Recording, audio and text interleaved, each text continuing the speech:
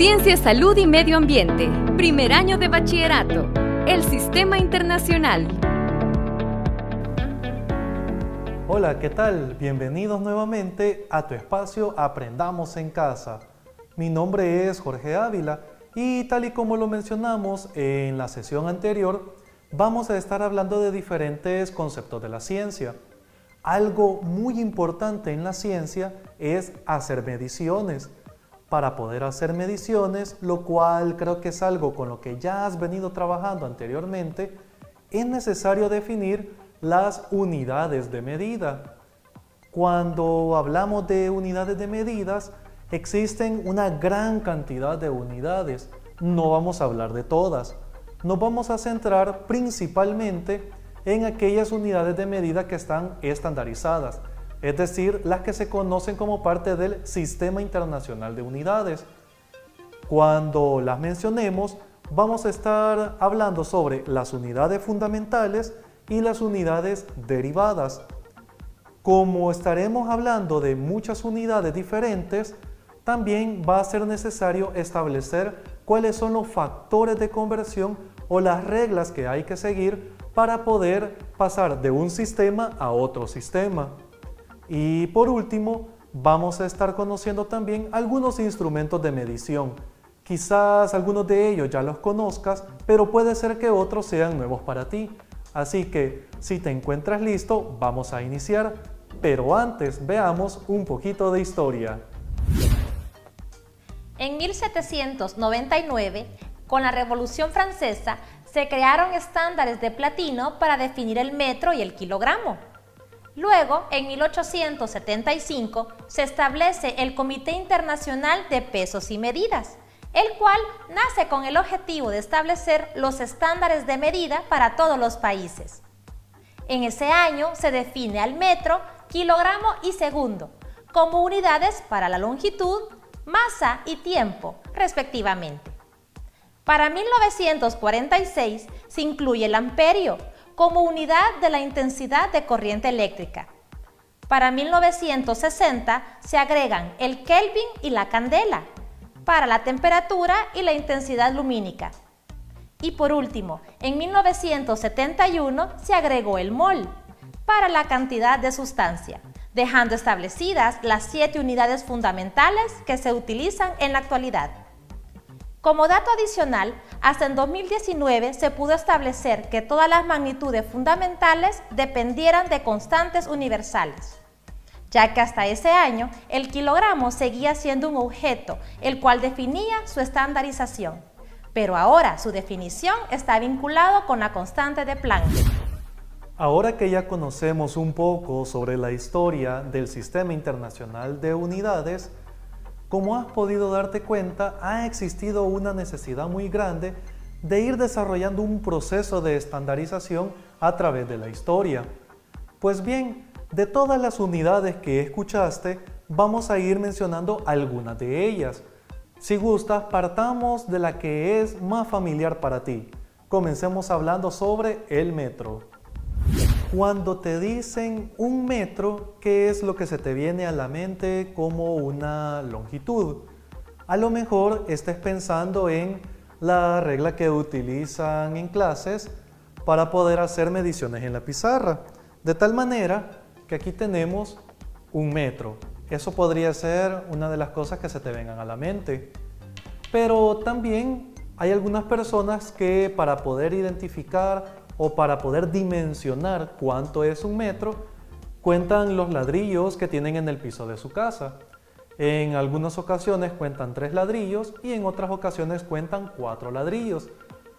También otra forma de poder tener una idea de cuánto es un metro, generalmente las puertas de la entrada de tu casa suelen tener una longitud de 2 metros, es decir, la mitad de una puerta tendríamos aproximadamente 1 metro. Sea como sea, el metro quizás sea una de las unidades de la que estamos más familiarizados y que día a día la solemos utilizar. Por ejemplo, si te pregunto ahorita de cuánto es tu estatura, el dato numérico que estás pensando ahorita es muy probable que al final digas tantos metros.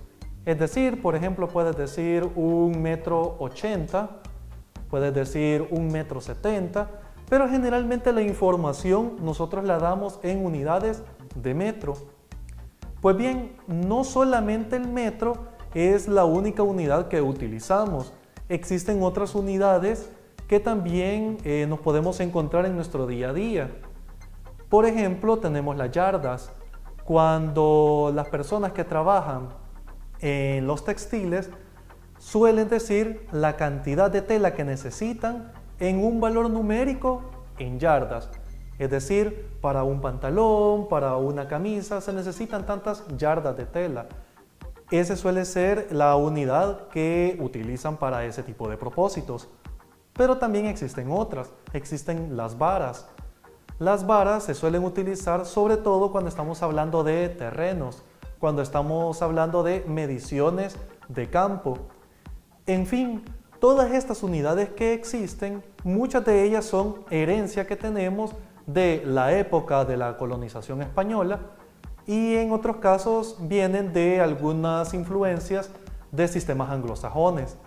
Sea como sea, de todas estas unidades que utilizamos o que nos encontramos en nuestro día a día, la unidad estandarizada del Sistema Internacional para la longitud es el metro. Es decir, que cuando tú das un valor en metro, estás usando apropiadamente el Sistema Internacional. ¿Y entonces qué ocurre con las otras unidades de medida? Con las otras unidades de medida tenemos la necesidad de hacer conversiones. Es decir, y en pocas palabras, si siempre utilizáramos metro, no hubiera necesidad de estar haciendo tantas conversiones.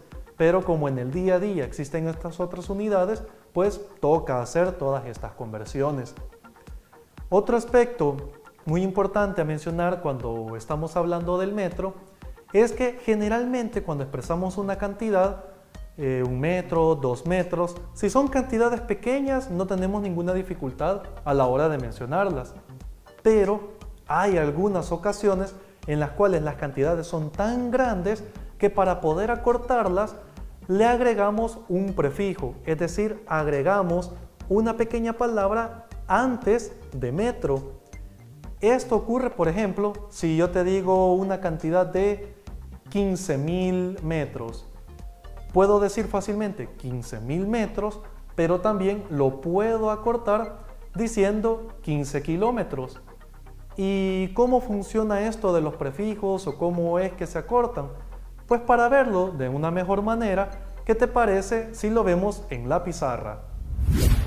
Muy bien, los prefijos que se utilizan en ciencias realmente son muchos.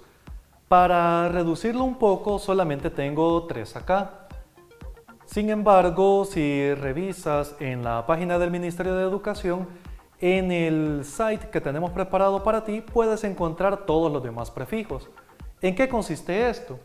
Como lo estábamos mencionando anteriormente, yo tengo diferentes prefijos, los cuales van antes de la unidad base. En este caso, la unidad base es metro.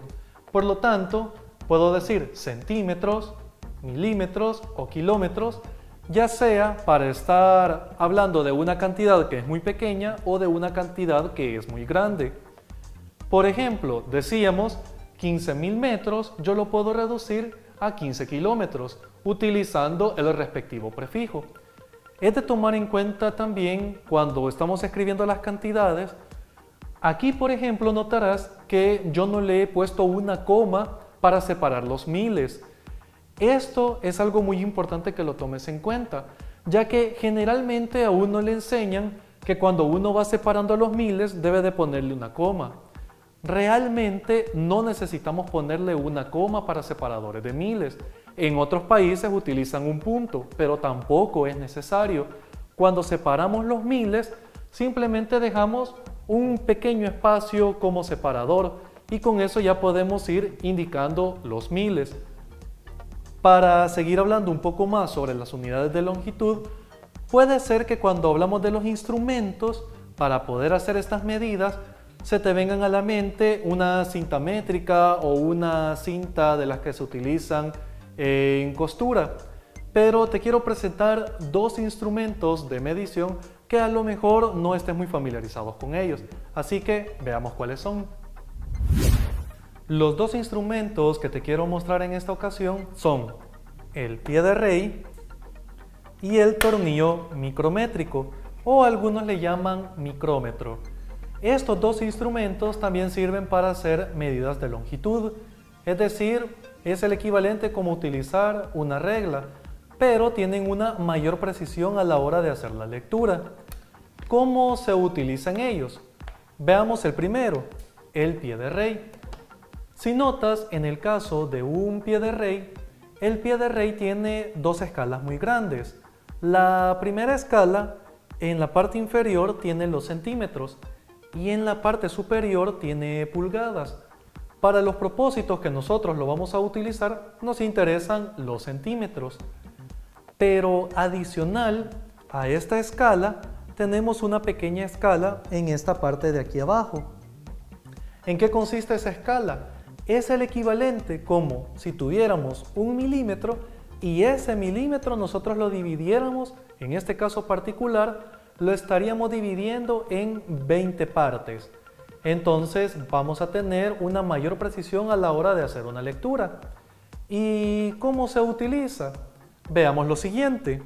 Si yo quisiera encontrar el espesor de un lápiz, no vamos a utilizar una cinta métrica para decir de cuánto es el espesor de un lápiz. A lo mejor pues uno lo coloca y dice aproximadamente 1 centímetro, pero realmente no es el instrumento más apropiado para hacer este tipo de medidas. ¿Qué conviene hacer?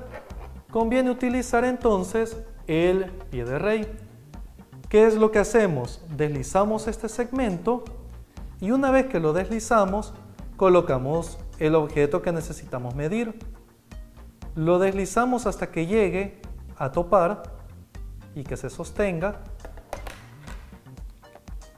Generalmente, para que no ocurra esto, aquí se tiene un tornillo donde aquí se fija y ya tenemos la lectura, aunque no tengamos el objeto como tal. Ahora, ¿qué es lo que me interesa de la escala? Primero, quiero que observes en la escala de los centímetros, vamos a notar que la línea nos ha quedado del 0, nos ha quedado aproximadamente entre 0.7 y 0.8 de centímetro. Eso significa que nuestro primer dato es que la longitud del espesor del lápiz está entre 0.7 y 0.8 de centímetro. Para poder obtener más precisión, vamos a ver la siguiente escala. La siguiente escala, la escala más pequeña, vamos a buscar dos líneas que coincidan perfectamente. Es decir, observa una de las líneas que se encuentra acá con una de las líneas superiores. Tiene que formarse una línea recta. Esa línea recta es la medida que nosotros buscamos. Entonces empecemos a observar en cuál de ellas se cumple perfectamente esto. La voy a observar para mí, para después poder mostrártelo. Yo personalmente observo que me ha quedado en el valor de 5. Quiero que tú lo observes. El valor de 5 debe de coincidir esta línea con la línea de arriba. Entonces tenemos estas líneas que me quedan entre 0.7 y 0.8 y esta línea que me queda en 5. ¿Qué significa eso? ¿Cómo vamos a interpretar este valor? Lo vamos a interpretar entonces como el espesor del lápiz es de 0.75 centímetros y con eso ya tenemos una manera más apropiada de hacer este tipo de mediciones. De manera muy similar funciona el tornillo micrométrico. En este caso, el tornillo que tengo se encuentra en pulgadas, tal y como puedes darte cuenta. Aquí tengo una parte del instrumento que se conoce como tambor. Fíjate lo que ocurre en esta parte de acá. Aquí tengo dos líneas que están coincidiendo. Observa lo que ocurre cuando hago este movimiento. Lo empiezo a girar. Aquí llevamos 20. Y luego cuando llego aquí otra vez 0, he dado una vuelta, cada vuelta es 25. En este caso, como estamos en pulgadas, es 0.25. Seguimos girando de esta longitud. Nota que conforme voy girando, van apareciendo cada vez más otras cantidades. Tenemos 1, 2, 3. Entonces, todos estos son 0.1, 0.2, 0.3 de pulgada. Conforme voy haciendo este movimiento, se va abriendo este espacio. Entonces, ahí voy teniendo la medición, de tal manera que solo tengo que apretar para que pueda hacer la lectura. En este caso, la lectura nos va a quedar en pulgadas. Tenemos en este caso 3.25 y le sumaríamos entonces hasta llegar a 3.245 aproximadamente, en este caso de pulgadas. Entonces, esta es la manera en la cual funcionan estos dos instrumentos. Si notas, son mucho más precisos a la hora de hacer este tipo de mediciones en comparativa con una regla. Ahora, veamos la siguiente unidad. En este caso vamos a hablar sobre el kilogramo. El kilogramo es la unidad del Sistema Internacional para poder hacer las medidas de la masa. Cuando estamos hablando de masa, nos estamos refiriendo a la cantidad de materia que tiene un cuerpo. Normalmente, o al menos de manera cotidiana, estamos más acostumbrados a utilizar libras. Libras no es la unidad del Sistema Internacional para la masa. Un ejemplo que podemos observar en el caso del uso de los kilogramos lo tenemos con el azúcar. Si vas a la tienda, te vas a dar cuenta que cuando compras el azúcar, aunque tú digas 1 libra de azúcar, realmente te están dando en kilogramos el valor. O por ejemplo, si estás diciendo 2 libras de azúcar, realmente no te están vendiendo 2 libras, te están vendiendo 1 kilogramo. Préstale atención la próxima vez que vayas a la tienda y observa la viñeta. En la viñeta te vas a dar cuenta que se está utilizando kilogramos en el caso del azúcar. Y es muy probable que para los demás granos básicos también se empiece a utilizar el kilogramo. Así que si puedes irte acostumbrando a dar el valor de masa en kilogramos, sería lo más apropiado. ¿Qué tal si seguimos con otra de las unidades? Vamos a hablar un poco sobre el tiempo. La unidad del Sistema Internacional para el tiempo son los segundos. También esta es una unidad a la cual tú estás muy acostumbrado a escucharla. Con los segundos no tenemos mayor problema en dimensionar cuánto dura 1 segundo o cuánto duran 30 segundos. Sin embargo, cuando estamos hablando del momento de dar la hora, normalmente nosotros damos la hora con los minutos y así es como nos hemos acostumbrado. Es decir, decimos son las 9:30 de la mañana, son las 2:15 de la tarde.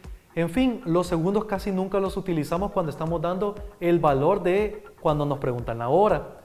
Sin embargo, en física, cuando estamos trabajando diferentes ejercicios, necesitamos que el valor se encuentre en segundos, si estamos trabajando con las unidades del Sistema Internacional. Por eso es que generalmente necesitamos hacer algunas conversiones de las horas o de los minutos hacia los segundos. Lo importante con el tiempo es el considerar en qué momento empezamos a medir el tiempo. Es decir, cuándo va a ser nuestro punto de partida. Normalmente cuando estemos trabajando también varios ejercicios a lo largo del año, tomamos como el tiempo de partida el momento en el cual inicia el evento. Es decir, si yo estoy observando un mango que cae de la rama de un árbol, voy a tomar como tiempo cero el momento en el cual el mango se desprende de las ramas y voy a detener el tiempo en el momento en el cual impacta en el suelo. Tener nuestro sistema de referencia de cuándo se mide el tiempo es muy importante en física. Igual no te preocupes que en el transcurso del año lo vamos a ir desarrollando y lo vas a tener una comprensión mucho más amplia de esto. Pero ya hablamos de estas unidades fundamentales. Obviamente hay muchas más, tal y como escuchaste en el repaso por la historia. Pero hablemos de otras unidades, las unidades derivadas. pero para eso vamos a la pizarra nuevamente para tener una mejor comprensión. Las unidades derivadas surgen cuando realizamos combinaciones de dos o más unidades fundamentales. Por ejemplo, si queremos expresar la aceleración, para la aceleración utilizamos unidades de longitud y de tiempo al cuadrado. En el caso del sistema internacional, estamos hablando de metro sobre segundo cuadrado. Pero pueden surgir otras magnitudes físicas que también generan nuevas unidades. Por ejemplo, para la fuerza utilizamos como unidad del sistema internacional Newton, y el Newton equivale a 1 kilogramo por metro sobre segundo cuadrado. También tenemos la presión como otra magnitud física, la cual me genera una unidad nueva, la unidad de los pascales. ¿Y a cuánto equivale un pascal? El pascal equivale a 1 newton sobre metro cuadrado. Y por último tenemos, para estos ejemplos, la energía. Para la energía, la unidad del sistema internacional son los joules, y el joule equivale a 1 newton por metro.